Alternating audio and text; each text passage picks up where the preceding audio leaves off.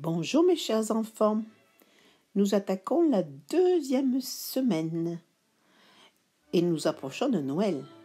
Vous savez ce que ça veut dire, il faut être très sage. Allez, au travail.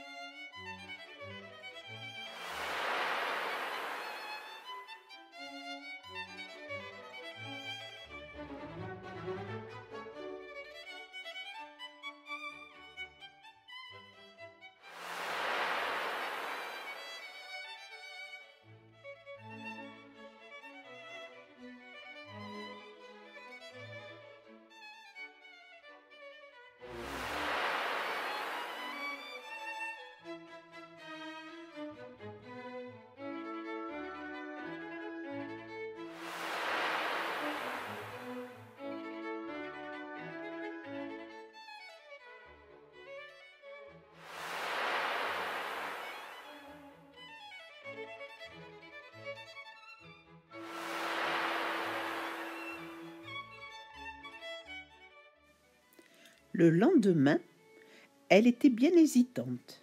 « Que ferais-tu à ma place ?» dit-elle à un gros poisson qui se chauffait entre deux eaux au soleil.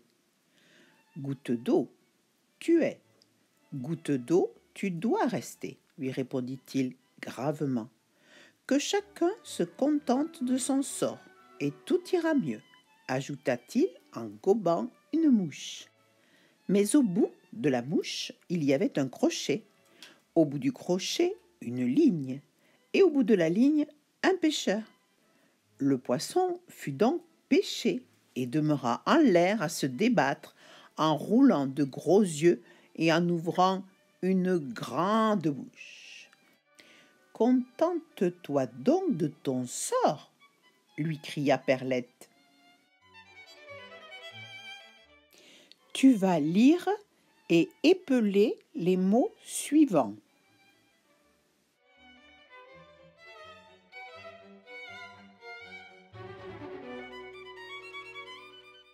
Tu vas essayer de retrouver les mots que tu viens d'épeler à travers les lettres mélangées. Attention, les lettres peuvent être utilisées plusieurs fois.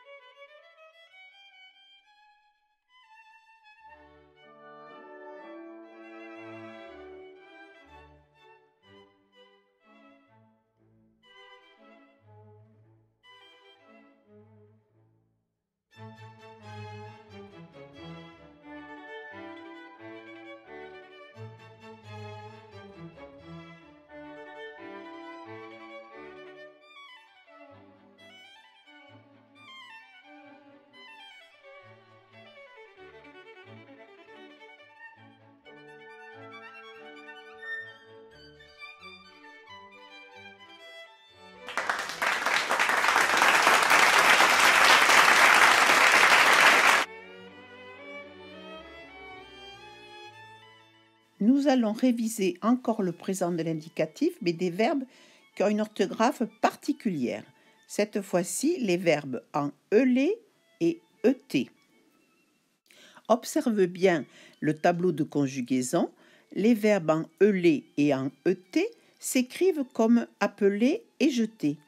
Ils doublent le L ou le T pour les troisièmes personnes du singulier ainsi que la troisième personne du pluriel. Tu remarqueras qu'il y a des exceptions, comme les verbes geler, peler ou acheter, qui s'écrivent avec un E accent grave et un seul L ou un seul T. Donc, sois bien attentif.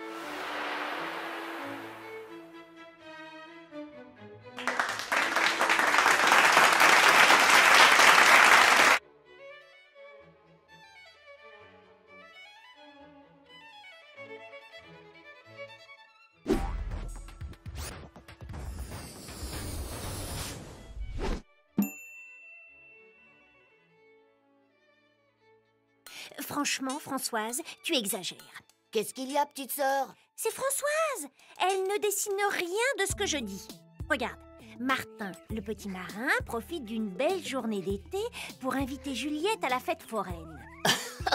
Françoise préfère la nuit au jour pour dessiner la lune et les étoiles. Et l'hiver à l'été pour dessiner des bonhommes de neige. Mais ce n'est pas du tout mon histoire.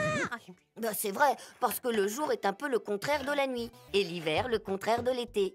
De même, Robert, le ver de terre, est petit et mince. Alors que Gaston, le cochon, est grand et gros. C'est la vérité, Gaston. Tu dois absolument te mettre au sport. Tu te souviens, Françoise? Quand deux mots ont le même sens, ce sont des synonymes. Mais quand deux mots ont des sens opposés, on parle d'antonymes. Comme pour les synonymes, il existe des antonymes pour les noms et les adjectifs. Et pour les verbes? Aussi, écoute mon histoire. Gaston le cochon adore la glace aux épinards. Ah, c'est sûr, Françoise. Tout le monde déteste la glace aux épinards. Gaston le premier. Pauvre Gaston, il va finir par se fâcher pour de bon. Allez, Gaston, c'est juste pour rigoler. Viens jouer avec nous. Et aide-nous à trouver un contraire de l'adjectif content. Un antonyme. Bien joué, Gaston. C'est bien, mais content. Et un antonyme de adroit. Oui, Gaston, maladroit. Grâce à ces préfixes, tu peux construire des antonymes comme possible et impossible, ou faire et défaire, par exemple. Je suis soulagée. Gaston est de nouveau heureux. C'est vrai, il ne paraît pas malheureux. Alors, à bientôt les amis pour de nouvelles histoires et de nouveaux mots.